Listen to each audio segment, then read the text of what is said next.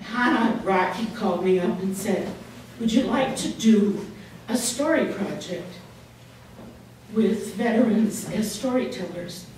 And I said, of course. That's a great idea. And I wanted to collaborate with other organizations as well. Hannah works with veterans through Concrete Couch. And I think Steve Wood is here with Concrete Couch.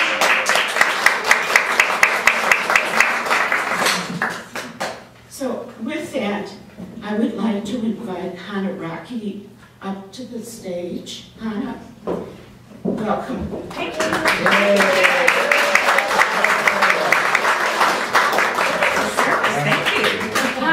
Thank you so much for coming out tonight. This I think is such a great night of storytelling. It builds so much community. To begin, I'd like to ask you, if I asked you to close your eyes and picture veteran, what would you picture? We all have this certain idea of maybe what it looks like or what it feels like. And when I was asked by Concrete Couch to work with the veterans, I was like, I don't know anything about veterans. I don't know about vets. And I have come to find out that knowing veterans is like saying you know the human race.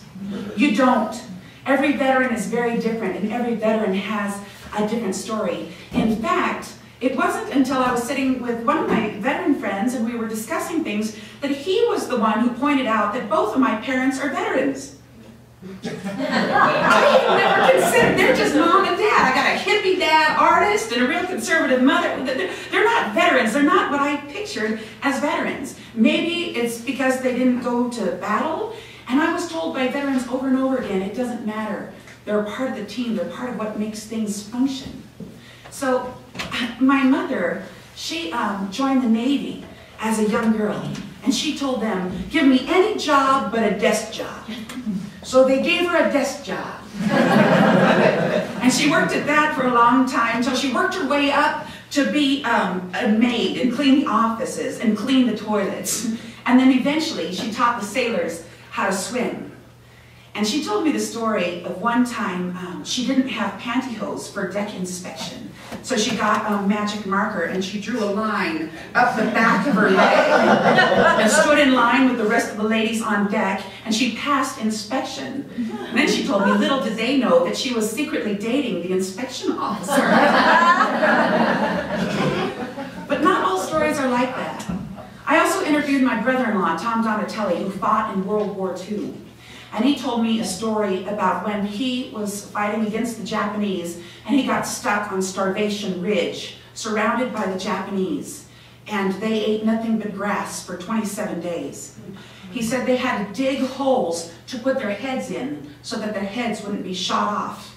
He said, and at night, because of the tsunamis, the holes would fill with water, and they had to keep their heads in water and just come up for air and put them back down. And finally, when all the grass was gone and they had to find help, they put phosphorus leaves on the back of their necks, and they crawled down the hill for rescue, and that rescue never came. He is 88 years old this year, and to this day, he goes to post-traumatic stress disorder therapy every Thursday, every week.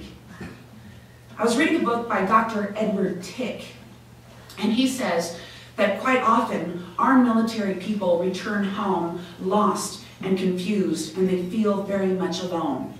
That in the military, they're taken in young, they're shaved, they're redressed, they're renamed, and they're retrained to think that they as individuals don't matter, that it's the group that matters, and their individual lives lost their importance.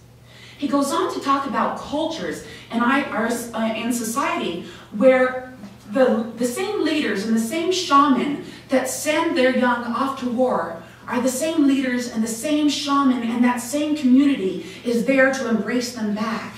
And they do it through ritual and ceremony. And one of those rituals to help them heal and be embraced back is storytelling. That they are part of a whole. And that is exactly what we're doing tonight.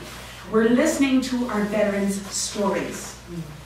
from those on the battlefield, those on the battlefield, those off the battlefield, from the veterans who went in and scrubbed toilets, to the veterans who fought like hell to save people's lives in the military. We're here to say, we're here to listen to you.